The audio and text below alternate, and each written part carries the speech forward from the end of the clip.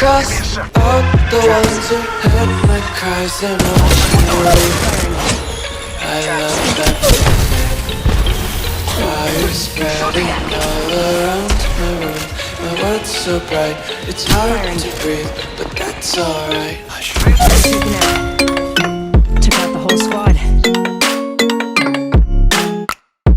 So hey guys, this is Zero and welcome to this video on how to 1v3. So I'm going to make a series on this because there's a lot of things to consider when taking your 1v3s, and covering it in one video is not possible as I don't want to give you tips which are not genuine and waste your time. So for this video I'm going to give you tips on how you can build your mental layout and what are the things you want to work through when taking your 1v3s. So before moving on to the tips, all I want to say is that there is not a single player who can consistently 1v3, and especially in Kings Canyon because of the terrain, I would say. So after you build your mindset, everything will depend on your creativity and your game sense. So without any further ado guys, let's get started. So if you guys want to like 1v3, then the first thing you need to learn is how to bait your enemies into taking 1v1s. So what I mean with it is, I'll show you all with an example here. So at this point I'm in a 1v3 situation, so what I'm going to do here is I'm going to fall back, because whenever you solo you want to always face your enemies one at a time because it will improve your win percentages by a lot. So at this point one of my teammate is pushing at the enemy, so the enemies are distracted because of him. So what I'm going to do here is I'm going to flank from the other side. So I used my jump pad to have a better view of the enemy's location, and I spotted this bloodhound who is unaware of my location. So I knocked him quickly and fall back because his teammate is shooting at me and I need to reload now.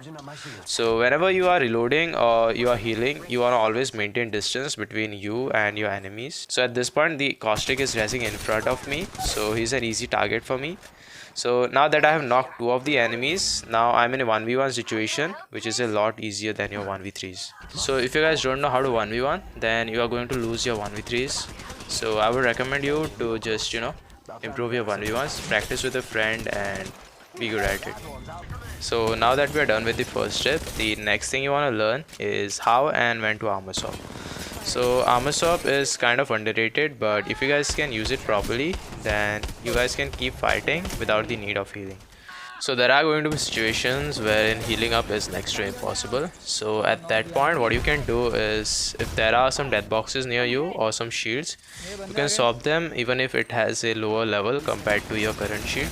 I'm recommending this because it has saved me a lot and it is the best thing I like about the game, and once you get the hang of it you can improve your game by a lot. So the next thing I want to talk about is building healing routes, or you can say escape routes. Basically it is one and the same.